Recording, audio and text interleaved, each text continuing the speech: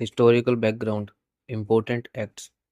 सबसे पहले British rule हुए दो टाइप से, जो कि दो टाइप से चला था। पहला कंपनी रूल 1773 से 1858 तक। दूसरा क्राउन रूल, जो कि 1858 से 1947 तक।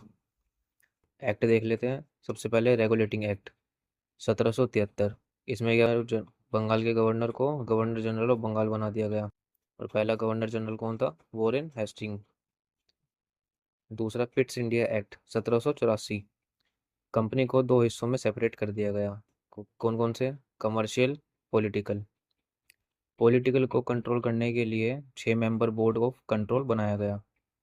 थर्ड, चार्टर एक्ट 1813 में क्या हुआ? ईस्ट इंडिया कंपनी की ट्रेड मोनोपोली को खत्म कर दिया, चाय और चाइना के व्यापार को छोड़कर। और साथ में क्रिश्चियन मिशनरीज को इंडिया आने की परमिशन मिल गई। Charter act 1813, governor general of Bengal को गवर्नर जनरल ऑफ इंडिया बना दिया गया, जो कि पहला गवर्नर जनरल ऑफ इंडिया कौन था? Lord William Bentinck. इस एक्ट से एक लॉ कमीशन बनाया गया, जिसके हेड लॉर्ड मैक्यूले थे।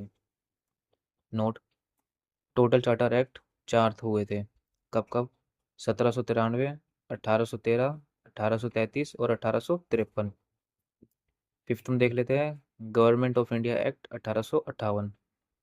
इसमें 1857 की क्रांति के बाद ईस्ट इंडिया कंपनी का रोल खत्म कर दिया, और पूरा कंट्रोल ब्रिटिश क्राउन यानी क्वीन जो वहाँ पे थी, उनके हाथ में चला गया।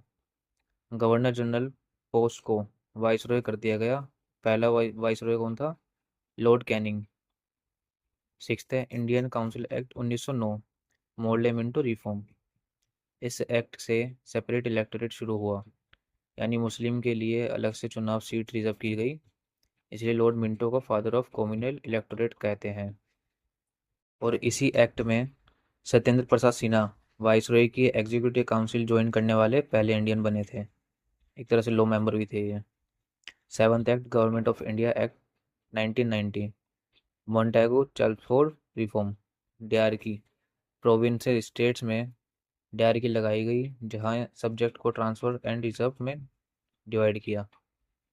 लास्ट, एट्थ एक्ट, आठवीं act, government of India act 1935। हमारे कॉन्स्टिट्यूशन का लगभग 70% पार्ट इसी एक्ट से लिया गया है। इसमें 321 आर्टिकल, 10 शेड्यूल थे। राज्यों यानी प्रोविंसेस में राज्यों से डायरकी खत्म करके उन्हें ऑटोनॉमी यानी आज़ादी दी गई, और सेंटर में डायरकी लगाई गई। इसमें 3 लिस्ट बनाई गई, कौन कौन सी? फेडरल, प्रोविंशियल और कॉन्करेंट लिस्ट।